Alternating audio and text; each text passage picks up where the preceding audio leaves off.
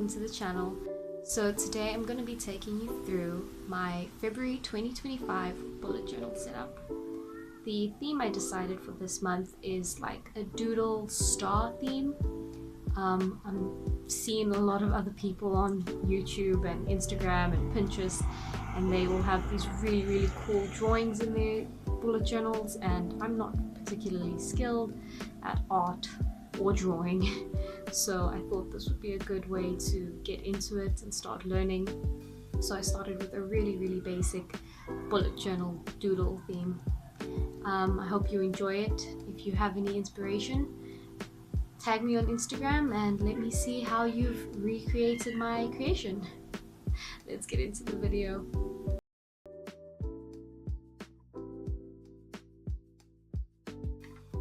So first things first, I'm going to take you through a flip through of my January setup.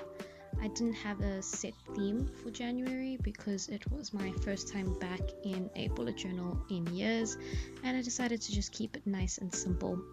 I figured out very early in the setup though that the weekly spreads were not working for me, so I decided I'm going to switch up the weekly spreads moving forward, but I think you guys will see that later in the video.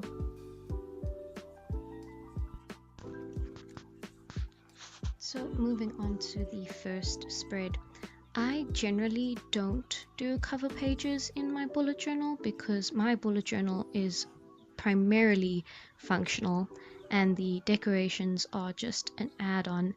So the first spread we're doing here is a calendar spread, and right now I'm just drawing in a border, and this border is going to be one of the elements that keeps the theme kind of cohesive throughout the rest of the month. Yeah, you'll see this border being drawn in basically every spread till the end of the setup. And now I'm just going in and drawing in my calendar boxes. I do prefer to make my calendars a bit bigger because I actually do use the spread for functionality. I'm really sorry about the camera angle here. I don't know what happened.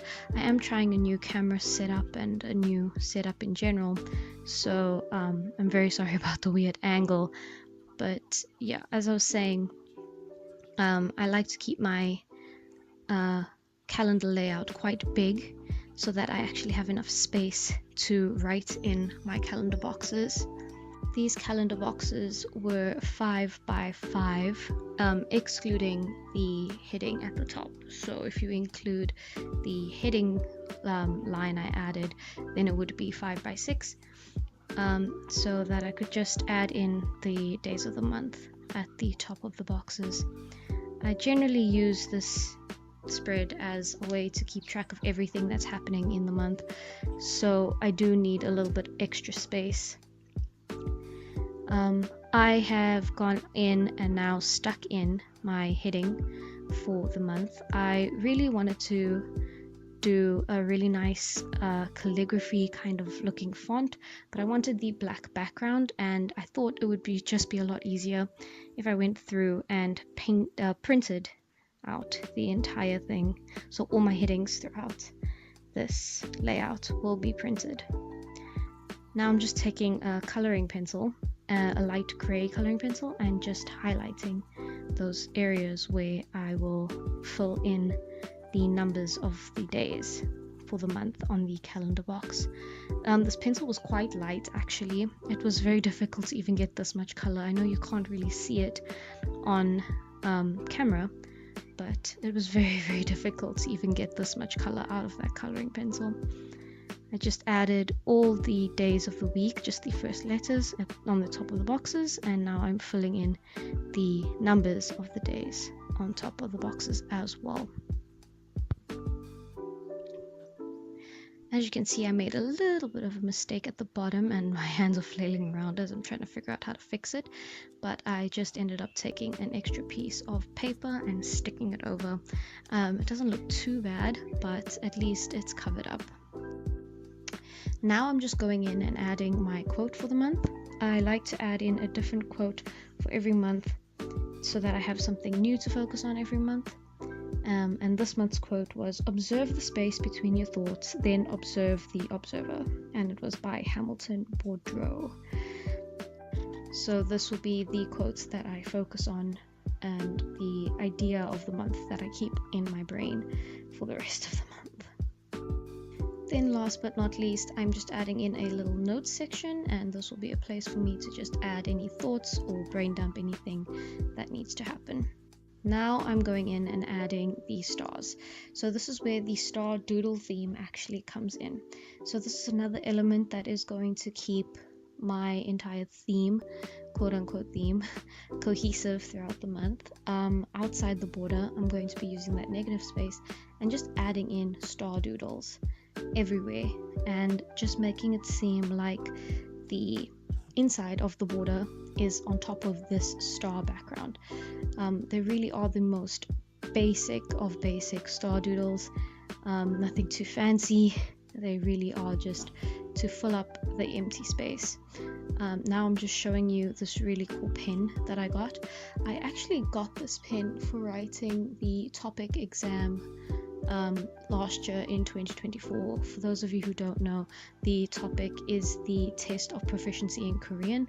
I wrote it in 2024, and they give you this pen, and it has been such a lifesaver because it's got this really cool marker side, and then the other side is basically like a fine liner, and it works really well with whatever you want to do, and it's a really nice dark black, so it really does pop off the page.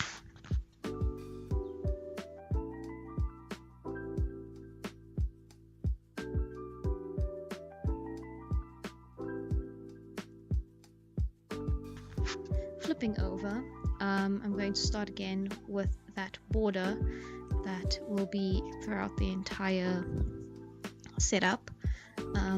These next two spreads pages are going to be my goals page and my self-care bingo. I just jumped ahead in time here because I didn't think you guys would need to see me draw in the same border again and again, so I will skip through that most of the time in this setup. I changed the layout of my goals page from last month because I realized that I had put a space to write down what my goals were, but I had not put in a space to actually action my goals.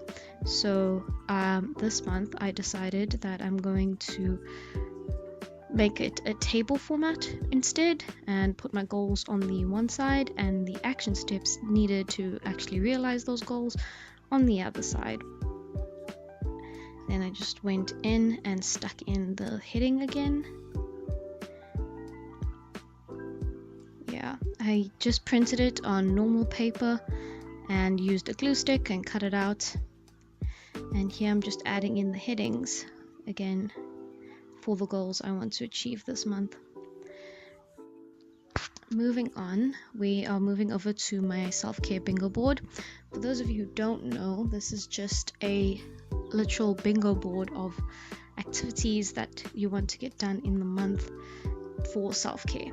So in January I also had 9. I think 9 is an approachable task list of things that you want to get done, but it's primarily focused on things that you want to have fun with and things that aren't really work.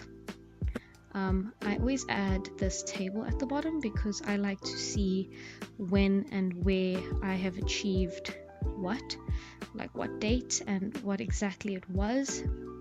So I'm not entirely sure what I'm going to add into my goals list and my self-care bingo list just yet for this month, but I will fill it in and do a full flip through at the end of the month once I have populated all the spreads.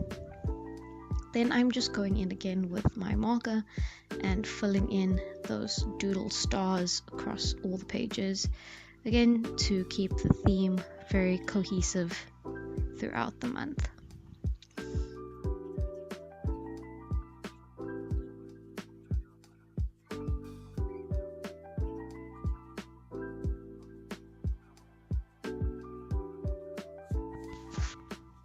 flipping over, the next two setups are basically 1 line a day setups, but I like to separate them, so I'm basically writing 2 lines a day. The one on the left will be the highlight of the day, and the one on the right will be the gratitude log. I just like to label it I'm grateful for, because then I don't have to write in I'm grateful for at the beginning of every sentence. So it's a basic 1 line a day setup. Every day I will just go in and write one thing that was a highlight of the day and one thing that I'm grateful for. So I'm just going in and writing the numbers 1 to 28 down the side of the page, and that will basically be it for this entire setup. The setup was the quickest to set up because it really did not require much. Honestly, throughout the whole month, the thing that took the longest to set up was the doodles around the borders of the pages. Everything else was fairly quick. And yet again, we're just going in with those star doodles. As you can see, my hand got a bit heavier as the pages went on, and the doodles got a lot more bold and fuller throughout the spreads.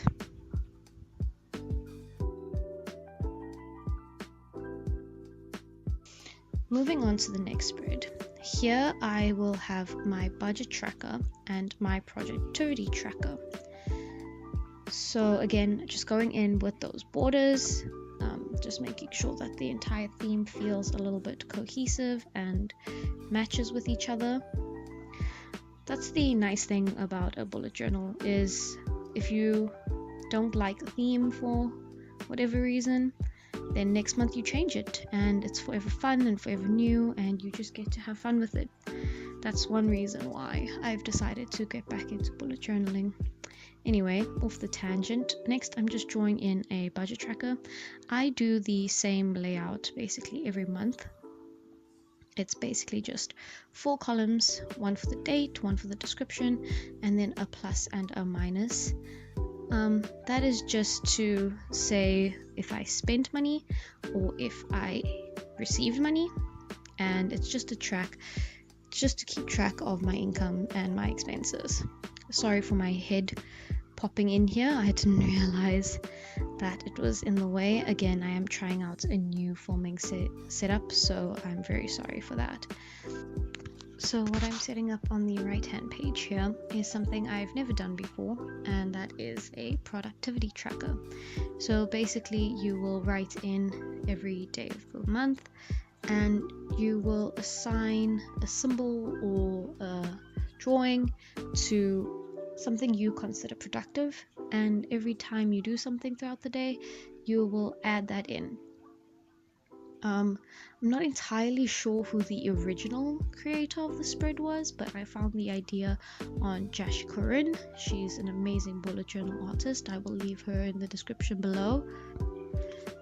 But I think it's a great way to track your productivity throughout the month and see if there's any patterns in which days or which weeks you are productive, or how your productivity has changed throughout the month.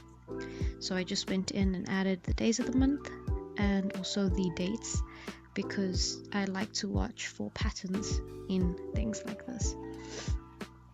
I also separated the dates by week. Again, sorry for my head popping in and out of there. I didn't realize when I was recording.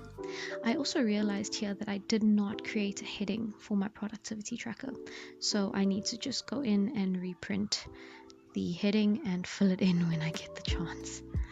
And again, with that border, just to keep the theme consistent and cohesive. Moving on, the next 2 spreads I have are my trackers. So I like to track my habits and my sleep and my water intake. So this month I decided I was going to combine my sleep and my water tracker and see if it has anything to do with each other. I like to compare analytics and see if anything is related to the other. So I decided I was going to compare my sleep and my water and see if they have anything to do with each other. So I just did a nice line graph on the side here, on the left hand side, and the days of the week, as well as the numbers 1 to 15. And I'm going to do a line graph for the hours I've slept, and I'm going to be doing a bar graph for the amount of water I drink, and I will show you how that looks by the end of the month. Hopefully it's populated well.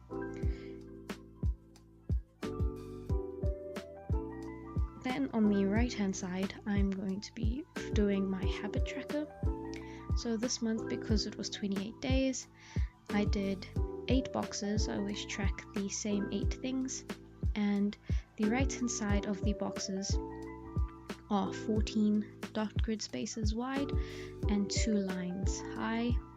So that's 28 days, and then every day I will just go in and mark off whichever habit I have done.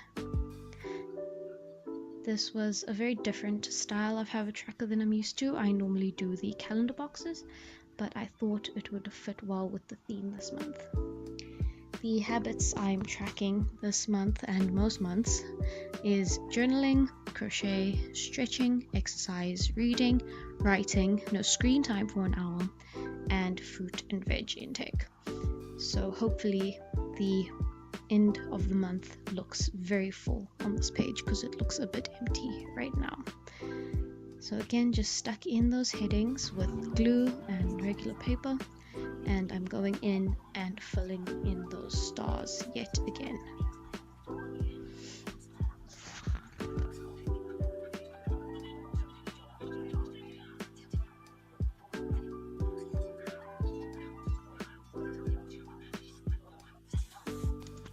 Now moving on, we have my first weekly spread of the month. I don't know if you can technically call them weeklies, because they are technically going to be dailies. I don't know, there's a lot of confusion over terminology with these ones, but I would like to call it a weekly. If I'm wrong, please correct me in the comments. But I decided I'm going to do a rolling weekly because during January I realized that I ran out of space very quickly, and I decided that if I have a rolling weekly, then at least I can use as much space as I need. So I'm just going in and putting the week number, because I like to work off of a week number instead of just the date, and I'm inserting a mini calendar. I always use a mini calendar to see where in the month I am and how much time in the month I have left. So I'm just filling in the monthly calendar, and then on either side I'm going to do that doodle star border thing to keep again the theme nice and cohesive. I like to have a section for next week events, because I like to know if anything might be happening in the next week. And now I'm just going in and drawing in a Monday header. Once Monday is done for a week, I will end it off and I will write in a Tuesday header. And here I'm just showing a marker that I found. I forgot that I had this marker on me. It is like a bluish grey marker, and I thought it would fit the theme a little well. So for the rest of the weeklies, I'm going to be using that marker. Now, last but not least, we have the final flip through. As you can see, it's very chill theme, very simple, and I really like how this one turned out. Even though it's very simple, it has a lot of personality in my opinion. I also went in a lot with that grey pencil, and I colored in some second line highlights. I also colored in some headers. I feel like I should have used a darker pencil, but it's okay, you know, we live and we learn. Hopefully next month will be a bit better, but I'm very happy about how this entire layout ended up. It's quite different from what I'm used to, but let's see how it works out for the rest of the month.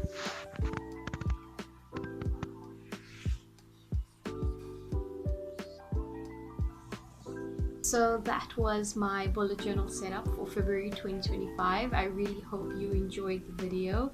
If you have any suggestions, any comments, anything you'd like to add, let me know down in the comments below. If not, I hope you like and subscribe, and I will see you in the next one. Bye.